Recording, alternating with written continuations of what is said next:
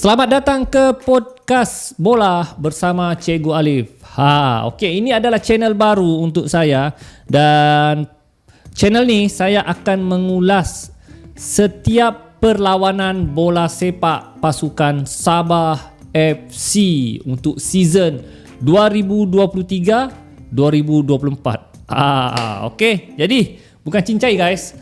Kali ini saya mengulas bola sepak. Saya bukanlah siapa-siapa, saya hanya cikgu biasa. Okey, cikgu biasa, tidak ada latar belakang jurulatih sukan, hanya jurulatih sekolah dan ada pengalaman sedikit tentang bola sepak, ya, asas bola sepak itu adalah.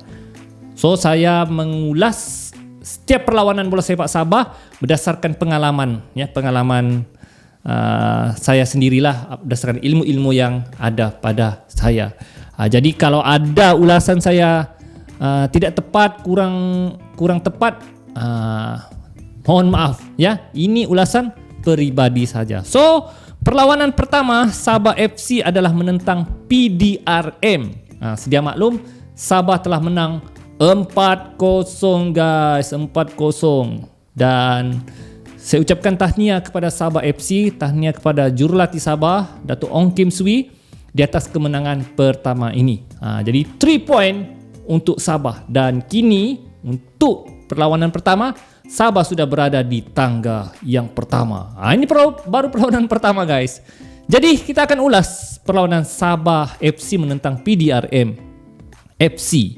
First 11 yang diturunkan Datuk Ong Kim Swee saya rasa adalah first 11 yang terbaik berdasarkan perlawanan persahabatan yang dibuat oleh Sabah FC, dan ini adalah kesebelasan yang terbaik bagi diri saya. Terutama kalau persahabatan tu saya tengok yang paling menyerlah adalah Jailton Paraiba. Okey.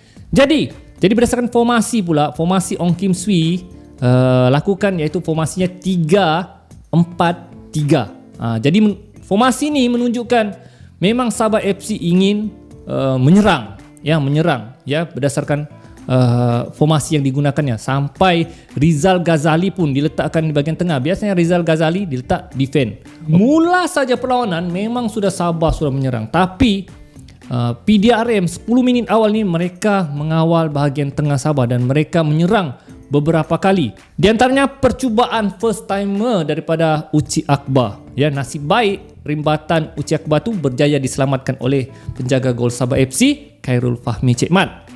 Dan beberapa lagi serangan daripada PDRM 10 minit awal tu memang sangat berbahaya. Hampir 1 gol berjaya dihasilkan. Tapi sekali lagi Khairul Fahmi Cekmat melakukan tugas dengan baik. Dan disitulah puncanya mereka buat serangan balas, serangan counter attack, di mana pemain tengah iaitu Telco Kasantera dia passing terus, pas dengan Sadil Ramdhani. Apa lagi Sadil? Disitulah dia gelecek sikit dan dia rimbat terus masuk. Dan disitulah punca PDRM sudah mulai merosot. Jadi kalau kita lihat perlawanan masa pertama tu, gandingan Sadil dan Rizal memang sangat menjadi dan sangat berbahaya. Kebanyakan serangan yang berbahaya dilakukan oleh Sabah FC di sebelah kanan. Manakala si Jailton dan Daniel Ting sepatutnya pada perlawanan persahabatan dorang ni jadi, tapi untuk perlawanan menentang PDRM FC ni kurang menjadi. Ada beberapa hantaran Jailton kepada Daniel Ting tidak menjadi, sampai Daniel Ting dikenakan kad kuning untuk masa pertama ni. Dan seperti yang saya katakan tadi, gerakan dari sebelah kanan Rizal Ghazali dan Sadil Ramdhani betul-betul menjadi sehingga menghasilkan jaringan yang kedua yang dilakukan oleh Pak Tesu. Rizal dia bagi dengan Sadil dia cross terus ditanduk oleh Pak Tesu. So memang gerakan Sadil dan Rizal memang sangat menjadi. So Sabah FC leading 2-0 untuk separuh masa yang pertama. Jadi masuk babak yang kedua, separuh masa yang kedua, PDRM sekali lagi menunjukkan aksi yang berbahaya. Ada beberapa serangan mereka seperti mereka ingin cari gol penyamaan lah. Memang agak leka sedikit pertahanan Sabah FC, tapi penjaga gol Khairul Fahmi Cekmat memang menggunakan pengalamannya untuk menghalang jaringan-jaringan daripada PDRM. Sebelum gol yang ketiga, ada kemasukan satu pemain iaitu Kumaran. Dia masuk menggantikan siapa saya ingat ya. Saya ingat Jailton kalau tidak silap. Jadi pertukaran tu. So apabila PDRM menyerang, Sabah FC sekali lagi membuat serangan counter attack bermula daripada Sadil Ramdhani. Dia passing dengan Darren Lock, dan Darren Lock bagi kepada Kumarahan. Kumarahan ni bawa solo tapi ada defend dan dia terjatuh. Nasib baik bola tu tepat ke kaki Sadil Ramdhani, dia tolak terus masuk gol. Dan di situ sudah hilang punca. PDRM sudah hilang, control ball sudah hilang, serangan mereka sudah hilang, mereka sudah hilang arah, ya. Dan perlawanan seterusnya dikuasai oleh Sabah FC. Dan sebelum masa tamat, 10 minit sebelum masa tamat, Ong Kim Swee telah masukkan 3 pemain yang hebat ni, iaitu Badrul Bahtiar, Stuart Wilkie dan Amri Yahya. Memang sangat bijak. Ketika pemain sudah penat, dia masukkan 3 orang tenaga baru dan 3-3 ni memang hebat, ya. Jadi 3 orang ni baru masuk ni memang tenaga baru, fokus baru. So kemasukan 3 orang ni memberi lagi kekuatan kepada Sabah FC untuk serang lebih banyak lagi serangan, dan akhirnya berjaya menghasilkan 1 gol lagi, gol keempat melalui Stuart Wilkie. Kalau kita tengok, ya, pasingan daripada lontaran out daripada Amri Yahya, dia bagi kepada Rizal Ghazali.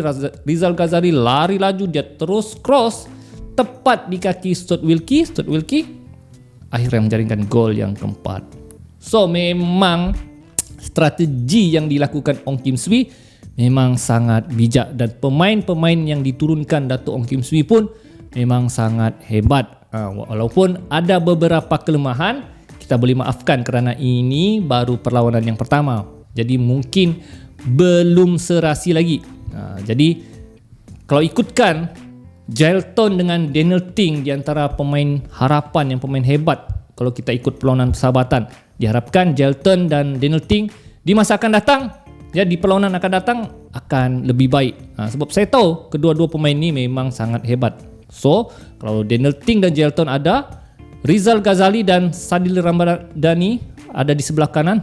Memang kanan kiri memang hebat, dan saya yakin Sabah FC boleh beri saingan yang hebat untuk Liga Super kali ini. Walaupun PDRM sebelum ni mereka berada di Liga Perdana dan baru saja naik ke Liga Super, tapi saya yakin juga PDRM boleh memperbaiki lagi, ya. Walaupun kita tengok, walaupun mereka baru ke Liga Super, tapi corak permainan mereka ada hebatnya juga separuh masa pertama, cuma fokus mereka hilang apabila jaringan pertama dan kedua dilakukan oleh Sabah FC. So tahniah kepada Sabah FC, menang 4-0. So kita akan jumpa di perlawanan Sabah FC yang seterusnya. Ya, diharapkan Sabah FC dapat mengekalkan momentum. Jadi saya ingat Sabah FC yang seterusnya perlawanan masih dilikas lagi. Jadi gunakanlah peluang ini untuk bermain di Stadium Likas, ya, tuan rumah, untuk mencari mata yang seterusnya dan kekalkan momentum untuk berada di tangga pertama Liga Super. Jadi guys, setakat itu saja ulasan saya. Kalau ulasan saya ni tidak memenuhi cita rasa anda, saya mohon maaf. Saya ulas berdasarkan apa yang saya tahu, apa pengalaman yang saya tahu. Saya bukanlah seorang jurulatih bola sepak, cuma boleh mengulas bola sepak seperti orang kedai kopi lah, ya, ulas sembang-sembang santai-santai, ya. Dia dan saya merupakan penyokong tegar Sabah FC semenjak dari tahun 1994, 95, time zaman dahulu lagi, dan ini adalah kebangkitan Sabah FC, dan saya yakin berdasarkan pemain-pemain yang ada pada Sabah FC ni, insya-Allah Sabah FC boleh memberi saingan kuat di Liga Super untuk saingan 2023-2024. Jumpa lagi di podcast akan datang. Teruskan sokongan anda untuk channel ni. Subscribe, komen, like dan share kepada rakan-rakan anda. Jumpa lagi podcast bola Cikgu Alif.